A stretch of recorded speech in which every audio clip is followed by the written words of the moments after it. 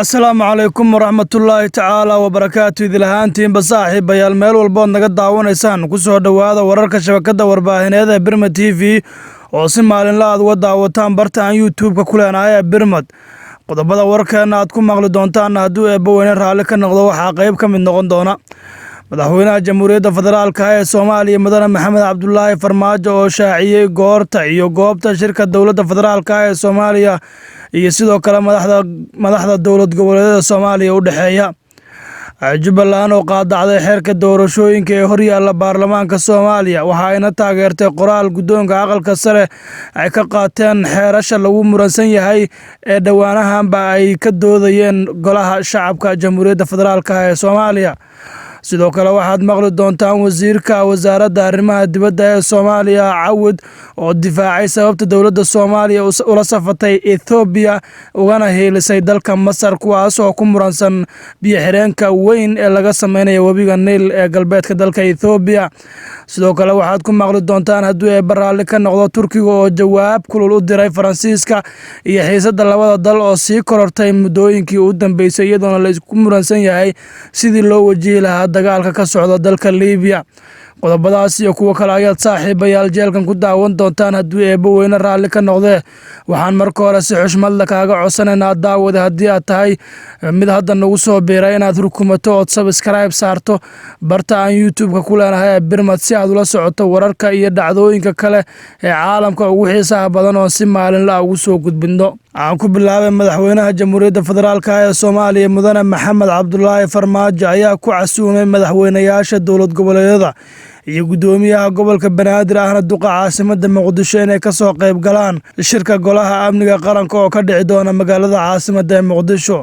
shirkan oo qabsoomaya inta u dhexaysa 5 ilaa 8 luulyo 2020 ayaa ajandihiisu u yahay sidii wadatashi ballaaran looga yeelan lahaa doorashooyinka dalka arrimaha amniga dagaalka ka dhanka ah kooxda argagixisada ee al-shabaab dhammaystirka dib u eegista dastuurka soomaaliya iyo horumarinta dhaqaalaha dalka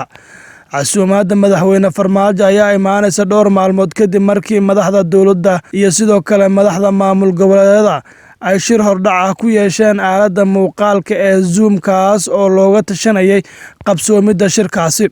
dowladda federaalka ee soomaaliya waxay adkeynaysaa muhiimadda shirkan maadaama uu dhammaystiru yahay guulaha siyaasadeed amni dhaqaale ee ay wadajirka u xaqiijiyeen shacabka iyo dowladda soomaaliyeed waxa uuna shirku jihaynayaa geedi socodka dimuqraadiyadeed ee dalkeenna ayaa lagu yidhi qoraal ka soo baxay villa soomaaliya waxaa xusid mudan in shirkan uu dhici doono kadib marka ay guddoomiyaha guddiga madaxa bannaan ee doorashada ay hortegi doonto baarlamaanka taasi oo la filaya inay noqoto 5 julaay xaliimo yarey ayaa marka hore qorshe u ahaa inay baarlamaanka tagto 27 juun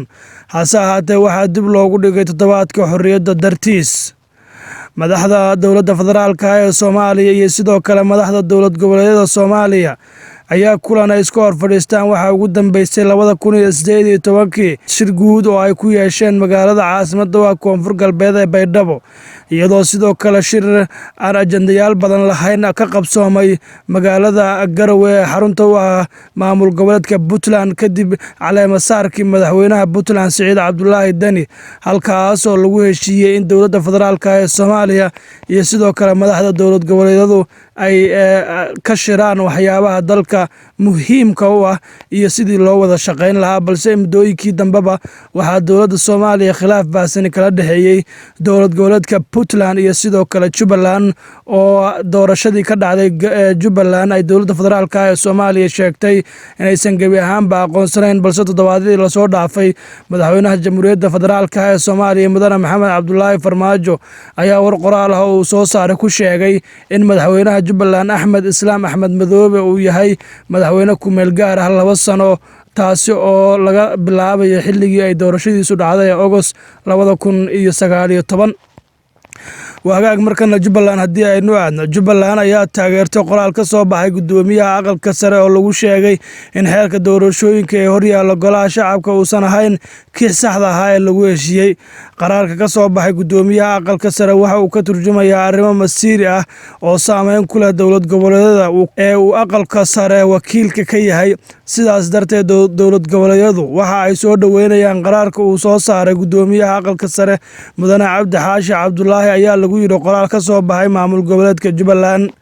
dowlad goboleedka Jubbaland ee Soomaaliyeed ayaa dalbaday in golaha shacabka ee federaalka uu hakiyo akhriska ka doodista iyo codeynta dhammaan xeerarka ku xusan warqadda uu soo saaray gudoomiyaha aqalka sare iyo xeer walba oo saameyn ku leh hannaanka doorashada ee heer federaal ee 2020 ilaa 2021 lagu wada inay dhacdo.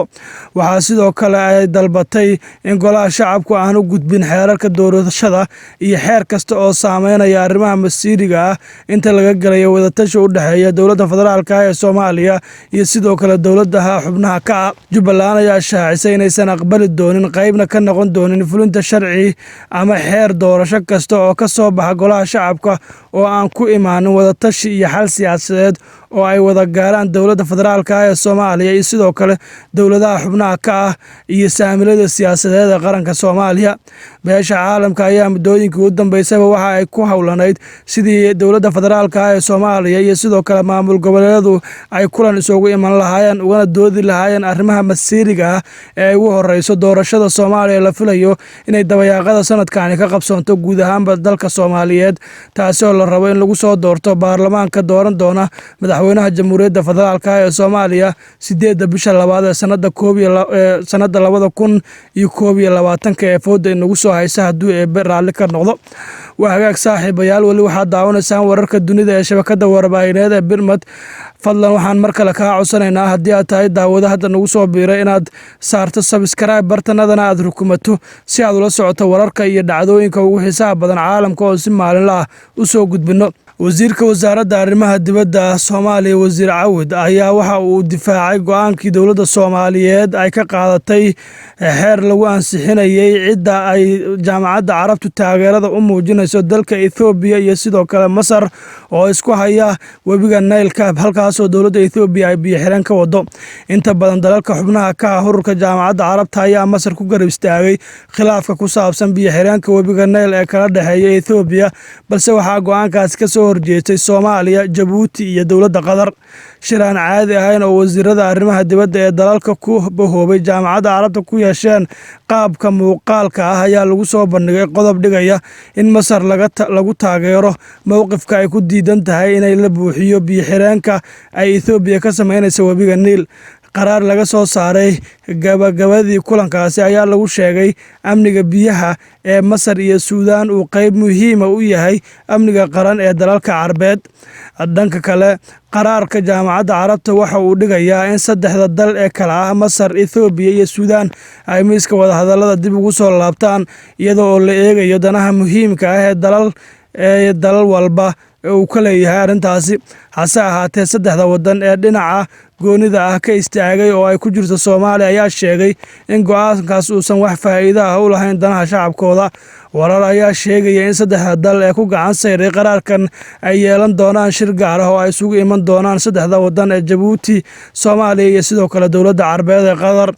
biyo xiranka Ethiopia oo ay dhismihiisu ku baxayso lacag dhan 4 bilyan oo dollarka Mareykanka ah ayaa lagu wadaa in laga dhaliyo koronto awoodeedu ay gaarsiisan tahay ilaa 6,000 oo megawatt. wasiirka arrimaha dibadda ee dowladda federaalka ee Soomaaliya Axmed Ciise Cawad ayaa sheegay in labada dal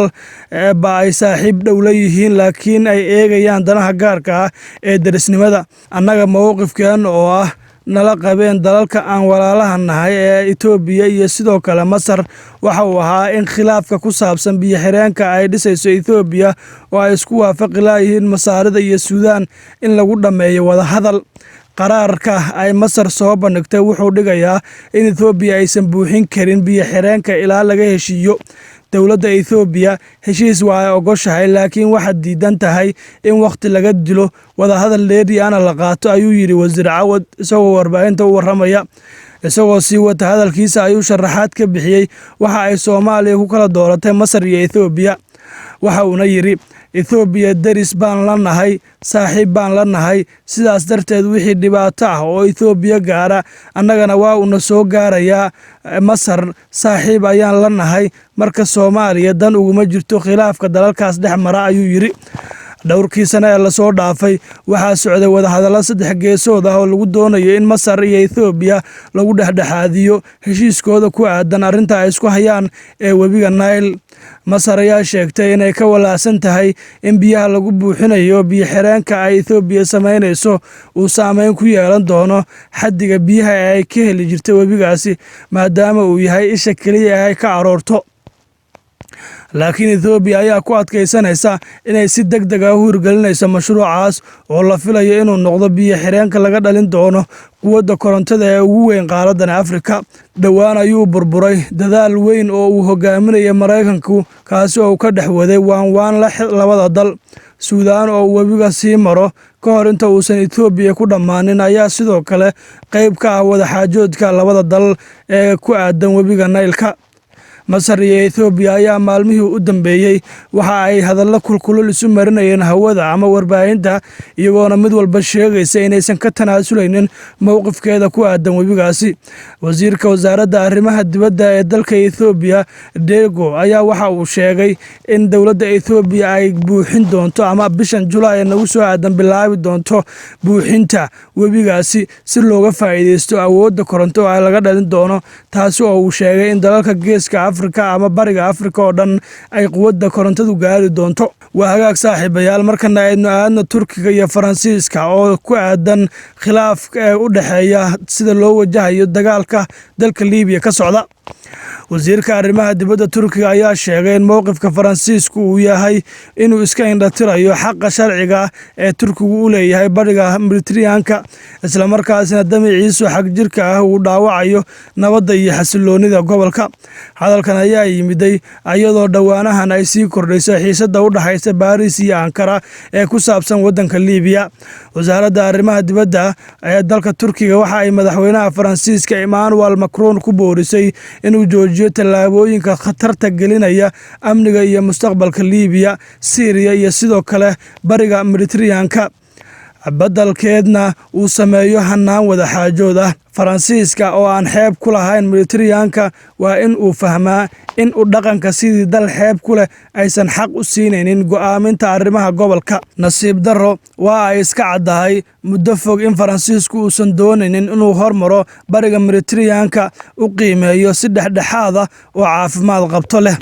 ayaa lagu yiri war ka soo baxay wasaaradda arrimaha dibadda ee dalka Turkiga. Madaxweyne Emmanuel Macron inuu taageerada Turkiga ee dowladda Liibiya ku tilmaamo cayaar halis ah kaliya waxaa lagu sharixi karaa inuu xaqiiqada ka baxsanayo, ayaa lagu yiri warkan ka soo baxay wasaaradda arrimaha dibadda ee Turkiga. Qoraalka sidoo kale waxaa lagu caddeeyay in Faransiisku uu door muhiim ah ku lahaa in Liibiya la geliyo qalalaase uuna ciyaarayo ciyaar khatar ah, iyadoo sidoo kale lagu sheegay qoraalkan in ka aamusnaanta Faransiiska ee faragelinta Masar ee Liibiya ay tahay xaqiiqo mudan in la xuso. Isagoo ka hadlayay hadalkii Macron ee la xiriiray Turkiga iyo Liibiya ayaa afhayeenka xisbiga talada dalkaasi Turkiga haya ee loo yaqaan AK Party waxa uu cambaareeyay mowqifkii madaxweynaha Faransiiska, waxa uuna yiri Faransiisku waa taageeraha siyaasadaha hormarinaya xasillooni darrada Liibiya iyo sidoo kale Mediterranean-ka.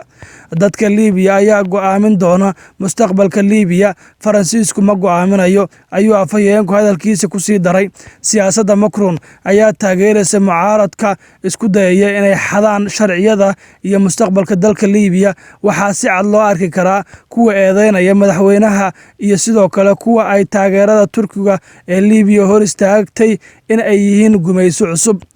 Wararka wasaaradda arrimaha dibadda ee Turkiga ayaa yimid kadib markii uu madaxweynaha dalka Faransiiska Macron Isniintii ku eedeeyay in Turkigu uu ciyaar halis ah ku dheelayo Liibiya, taasoo khatar ku ah gobolka oo dhan.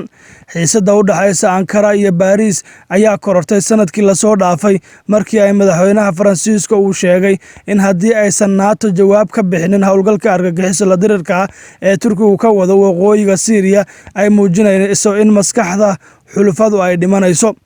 Xiisadda Ankara iyo Paris waxaa ka sii dartay toddobaadkii la soo dhaafay markii Faransiisku uu ku dhaleeceeyay Turkiga gardarro halis ah oo maraakiibta Turkigu u geysteen kuwa Faransiiska ee ka tirsan howlgalka NATO ee Mediterranean-ka ku sugan, taasoo xukuumadda Ankara ay ku tilmaantay mid aan sal iyo raad lahayn. Balse madaxweynaha dalka Faransiiska Emmanuel Macron ayaa tilmaamay in taas caddaynteedu ay NATO uun qusayso balse aysan dowladda Turkigu ka hadli karin. dowladaha Turkiga iyo Faransiiska ayaa muddooyinka ugu dambeysaba waxay ku kala irdhoobeen dagaalka ka socda dalka Liibiya iyagoona gacan kala siinaya dowladda uu caalamku aqoonsan yahay ee Liibiya iyo sidoo kale hogaamiyaha ciidamada fallaagoobe hogaamiya ee Khalifa Haftar. Qodobkaas ayaa saaxiibayaal ugu dambeeyay wararkii dunida oo aad ka daawanaysaan shabakada warbaahineed ee Birma TV. Fadlan waxaan kaa codsanaynaa haddii aad tahay taawada hadda nagu soo biiray inaad rukumato bartaan YouTube-ka ku leenahay ee Birma TV si aad ula socoto wararka iyo dhacdooyinka ugu xiisaha badan ee aan ka soo gudbino ee caalamka iyo sidoo kale Soomaalidaba.